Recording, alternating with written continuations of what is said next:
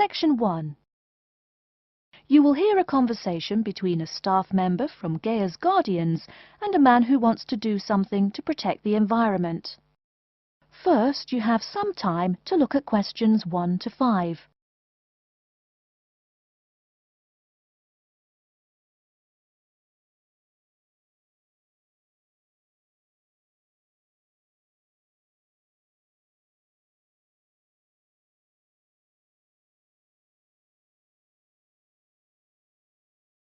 You will see that there is an example which has been done for you.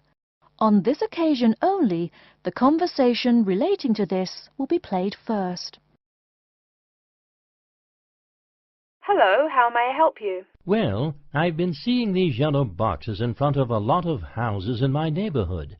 Just wondered what they were for. I noticed your phone number on all of them, so I called. Could you tell me about your business? We do recycling, but we're not a business. Gaia's Guardians is a non-profit group. We encourage recycling as a way of protecting the environment. The woman says that they encourage recycling as a way of protecting the environment. So, recycling has been written in the space. Now we shall begin. You should answer the questions as you listen, because you will not hear the recording a second time. Listen carefully and answer questions 1 to 5. Hello, how may I help you? Well, I've been seeing these yellow boxes in front of a lot of houses in my neighborhood. Just wondered what they were for. I noticed your phone number on all of them, so I called. Could you tell me about your business? We do recycling, but we're not a business. Gaia's Guardians is a non-profit group. We encourage recycling as a way of protecting the environment. I don't know. I mean, it is a good idea, but I really don't read the newspaper every day or anything. And we don't come collect newspapers every day. In fact, we only do pickups every other week. Oh, well, then maybe I could help. I mean, in my neighborhood there's too much rubbish lying around everywhere. I'd like to help out, I guess. That's great, sir. You're doing the right thing. Okay, I need to get your contact information. What's your name, please? Peter Wisrow. Peter, how do you spell your last name? W-I-S-R-O-W? No, actually, it's W-I-S-R-O-U-G-H. Oh, I'm sorry. I'm a terrible speller. You're a good speller. It's just that my family are terrible pronouncers. You're quite a card, Peter. Okay, now what's your address? Number 168 Bridge Road.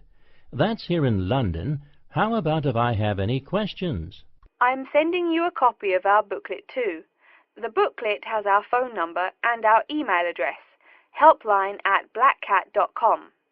That's HELPLINE at BLACKCAT.com. But I nearly forgot to ask, what's your postcode? BS97PU. PS97BU? No, that's B as in boy, S97P as in Peter, U. Before you hear the rest of the conversation, you have some time to look at questions 6 to 10.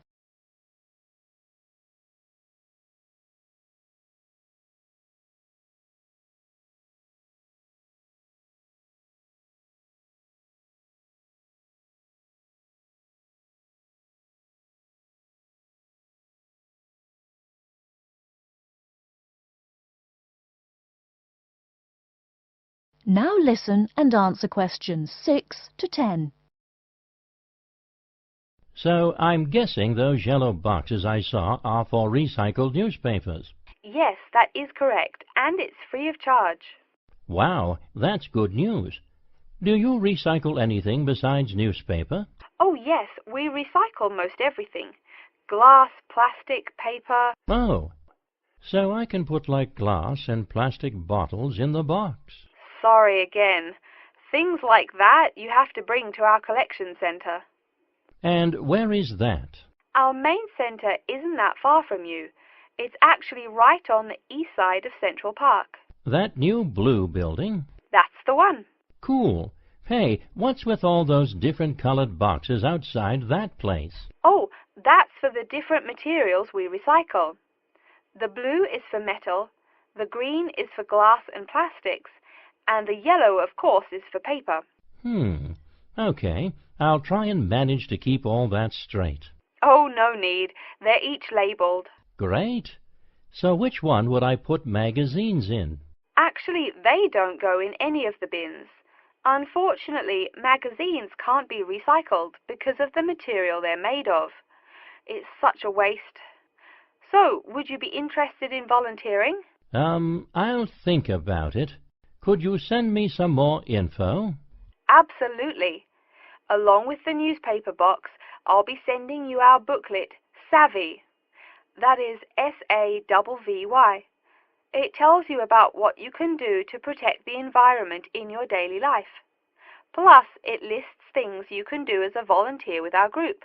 Hey, that's cool. Thanks. My pleasure. Do you have any other questions or concerns? Nope, that's it. That is the end of Section 1. You now have half a minute to check your answers.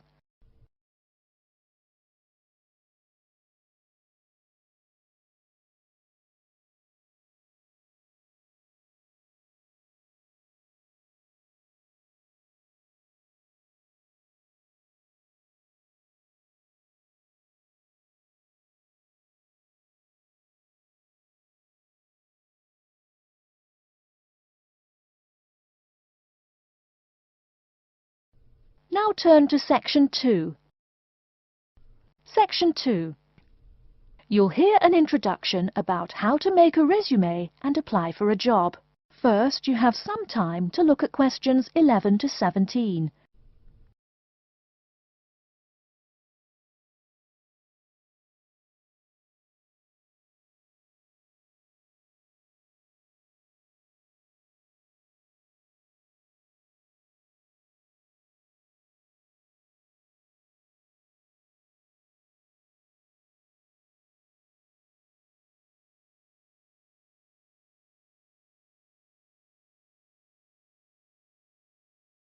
Now, listen carefully and answer questions 11 to 17. Welcome everyone to today's seminar on CV and interview skills. Remember, your CV is probably the most important document you will ever write. It opens the door to your career, and that job interview is probably the most important meeting you will ever attend. It's like stepping through that open door. So let's roll up our sleeves and get down to work, shall we? First of all, I cannot possibly tell you everything you need to know about writing a resume in the time we have. But let me tell you that there are dozens of great websites on the internet. These will give you all the suggestions you need. If you look at the paper I gave you, you will see a list of the dozen most popular sites.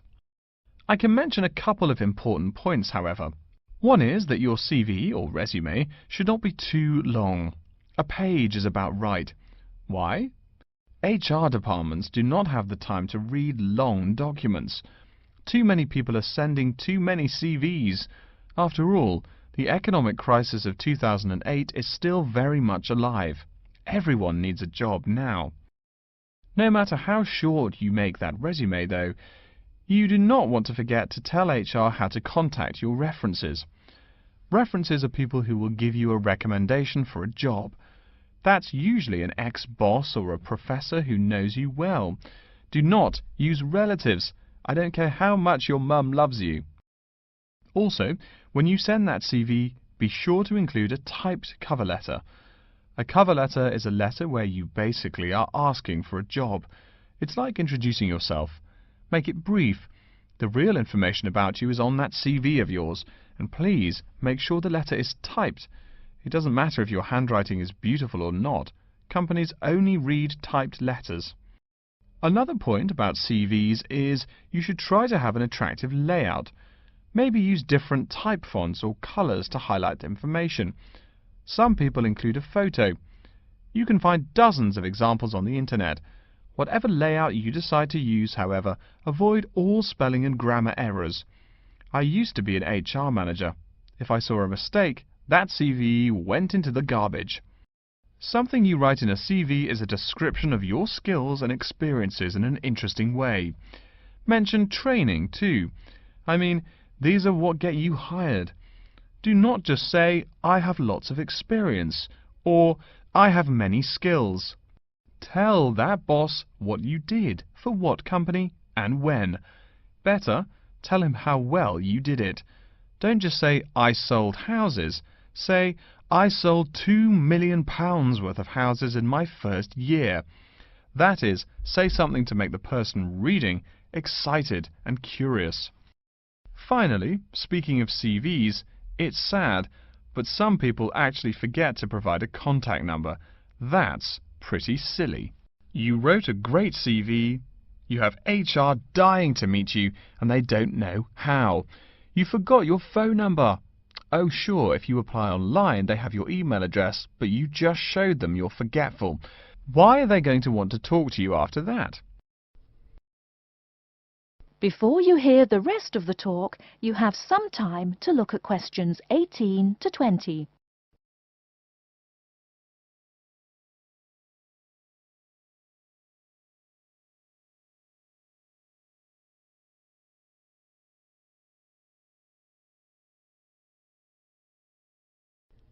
Now listen and answer questions 18 to 20. Alright, moving on to the actual interview. I'll go over what you need to know by the end of it, and what you can discuss and negotiate on later once it looks like you'll be offered the job. First, there's working hours. It's not that necessary to hammer out the hours off the bat, especially since it's easy to come off as lazy when the first thing you bring up is how much you're going to have to work. You can also find out more about possible promotions later on. It is important, however, to get a feel for how much you'll be paid. You should make sure the salary range is commensurate with what you're worth, and if you're not, you can move on to better opportunities. Being sure you're going to make what you want to live on is much more important than issues like your pension. You're all so young that your pension is not going to matter for quite a long time. You should find out about what skills you must know for the job and what they'll teach you.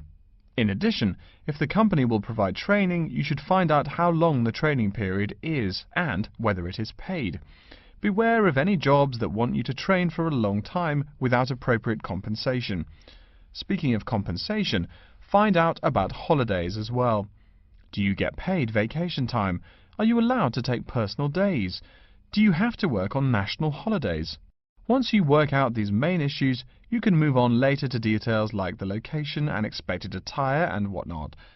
Wow, that's a lot of information.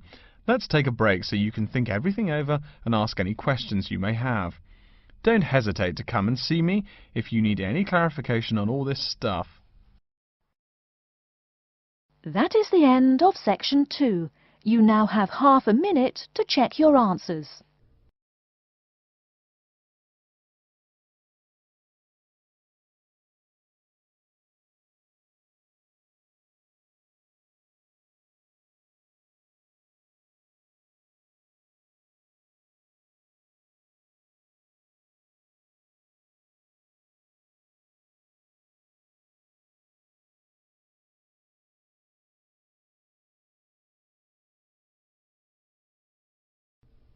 Now turn to section 3.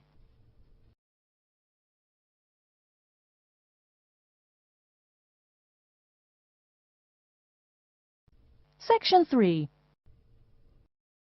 You will hear a man called Frank talking to Dr. Lindsay about what he should study if and when he returns for further classes. First, you have some time to look at questions 21 to 25.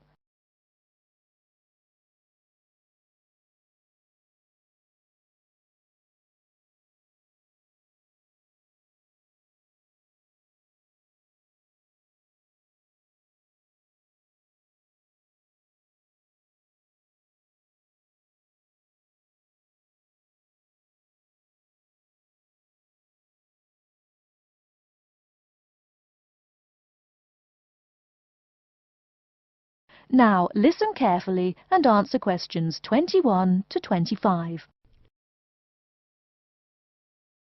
Hello, are you Dr. Lindsay, the returning student's advisor?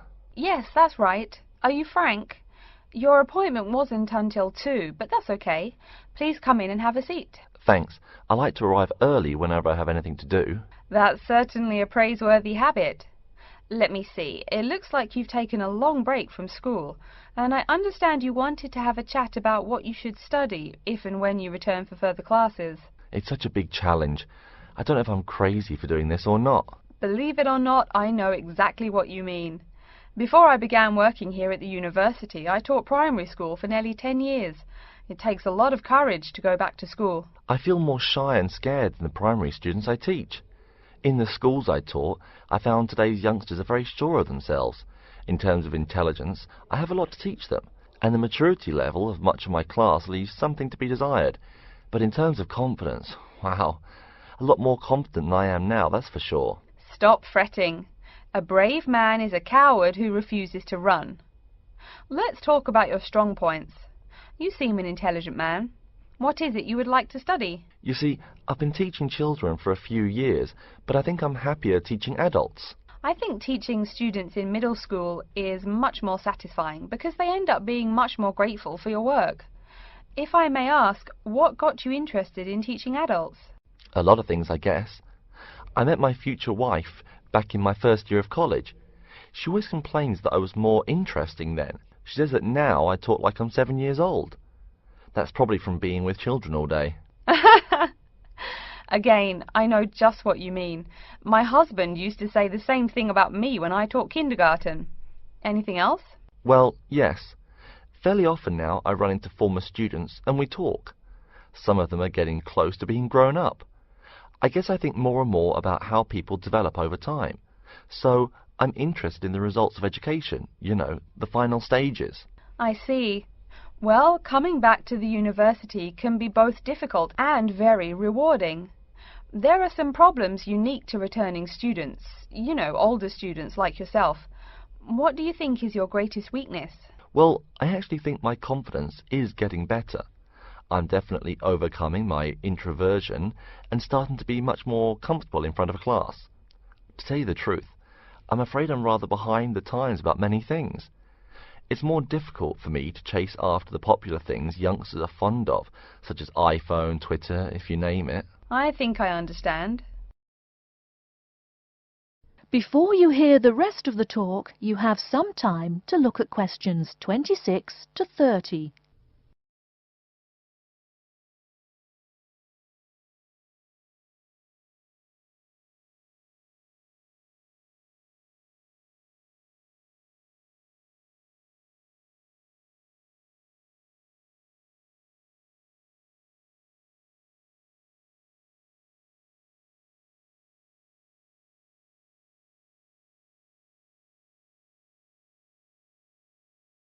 Now listen and answer questions 26 to 30. How old are you? 35? People at your age still go back to school for further education. I was a bit the same way. I mean, I didn't study at university till after I had a family, a husband and one child. My point of view was a lot different from your average 18-year-old girls, I can tell you. Gee, that sounds pretty rough. A family and college? Clearly you weren't unsuccessful, though. It was, Frank, it truly was. My first term at school was extremely stressful. But, excuse me, you're not here to listen to my life story. We're talking about your plans. Is there anything unique I should know about you or your past experience or plans? I'm afraid not. There is nothing interesting about my career or plans. It's really not too impressive. Now, I forbid you to talk like that. This is your one life, and if you're not interested, why bother living it? Don't be so humble, Frank. Okay. My wife says I'm a wimp. Let's talk about your dreams a bit. You want to teach adults, you said. What would you like to teach them? Well, when I first came to college, I really liked languages and literature. A lot of people have told me that for practical reasons, it would be more rewarding to choose business management as my major. But I made up my mind to study liberal arts once I got the idea of going back to school. I must say it's refreshing to meet someone who knows there's more to an education than computers and finance. Let's have a look at the university course catalogue. Excuse me, Dr. Lindsay, before we do that, could I maybe ask you some questions about changes in university life? I think I need to discuss that so I know what to expect. Of course, I'm here to help you. The biggest thing to get used to is the change in technology. Professors present things on huge screens, many of which are interactive computerized whiteboards. You can write on them still and use them like a touchscreen. They're really handy. No more sloppy scribbled notes on the projector. Let's see, I doubt you'll be living in student housing, so I won't go into all the improvements there. Another major change that you'll enjoy is the plethora of resources available for students. As a student, you have 24-hour access to the gym and library privileges that include the use of school computers to scan, copy and print, and of course the media library, which contains movies from all genres and most of the movies listed on AFI's top 100 movies of all time. The dining facilities are also not what they used to be. They offer choices for all diets, and you can expect a hot meal any time of day. Wow, things really have changed. I'll be sure to utilize all those great facilities in my time here. Thanks for all your help, Dr. Lindsay. I think that's all the questions I have for now. That is the end of section 3. You now have half a minute to check your answers.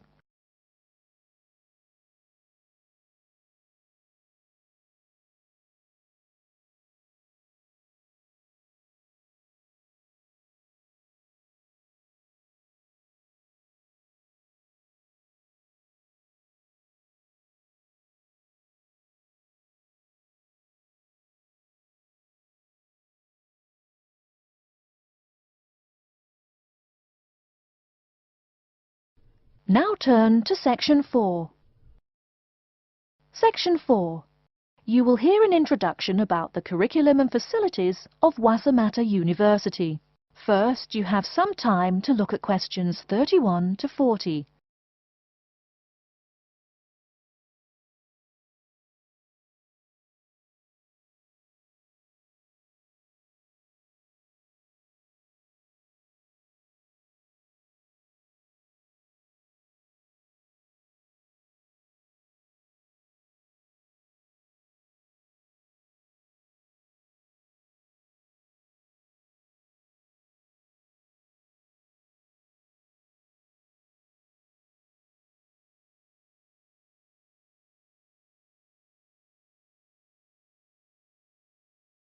Now listen carefully and answer questions 31 to 40. Okay, and welcome back. During the short break we just took, several of you approached me with questions. So before going on with the orientation talk, I'd like to address those queries. As I found, if one person asks a question, probably a dozen others are wondering about the same thing. The first question is whether Wassamata University employs modules technology as an instruction method. The answer is yes, we do. At least that's what the university catalogue says. If some of you don't understand what modules technology is, don't worry. I googled the word but couldn't find it. Apparently though, it's a method of broadband wireless access. At least that's what an American company's website told me. But again, don't worry. If you need to know something more, your professor can tell you. Another question someone asked me was what tomorrow's workshop on research methods and skills was about. Well, research skills include any method you can imagine for finding and presenting any information you need. That's not just schoolwork either. Writing English, the native language for most of you, and finding a job are also research skills. And yes, those will be addressed in tomorrow's workshop. As you know, Wassamata University is one of this country's premier universities for the study of the dismal science, economics. Some of you, it seems, want to get a jump on their classmates. During the break, half a dozen of you came up and asked me where to find economics tomes. I know it's odd, but this school's library holdings are divided up between two libraries. Economics books are in the old library. If you look out of the window behind me, you can see it. It's the red brick building. Oh, before I forget, you economics types also need a lot of math, am I right? Well, those math books are neither in the old library nor in the new one. They can be found in the math department building. Why am I telling you this? Doesn't the invisible hand guide economists? Maybe it's good you asked. In 2008, that hand shoved most of the world economy off a cliff, didn't it? Now, I realize that most of you couldn't bring a computer printer or a photocopier from home. So I'm sure you're already wondering where you can copy things like term papers, internet articles, and things like that. I have some good news and some bad news.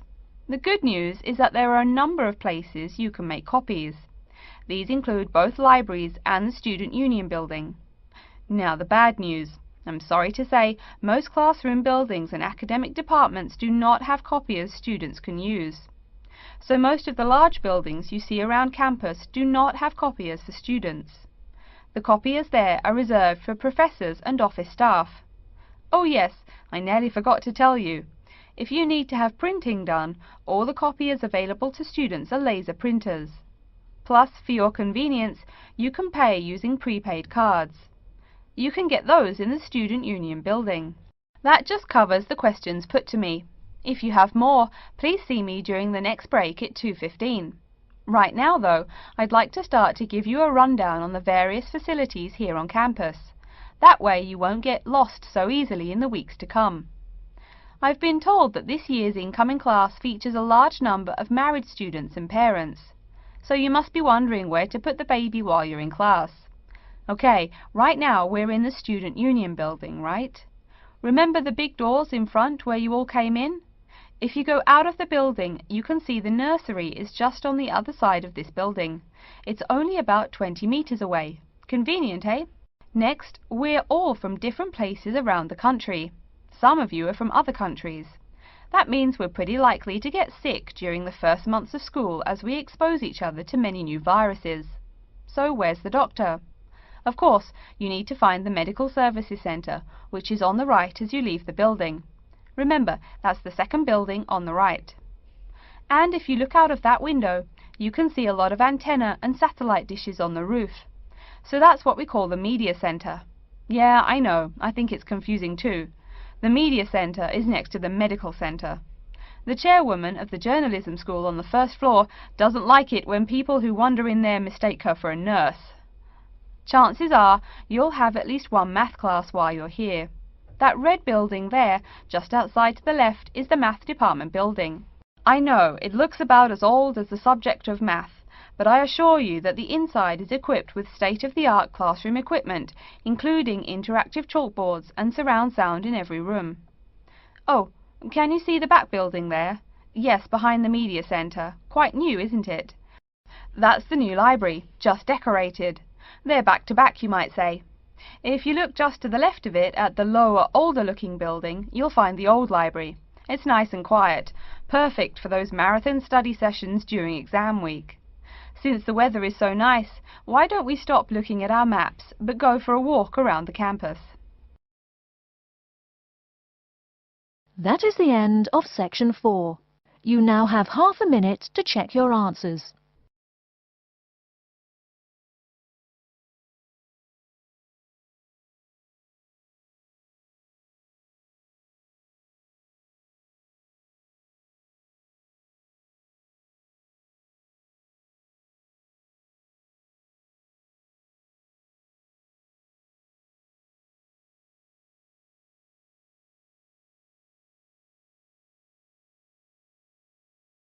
That is the end of the listening test.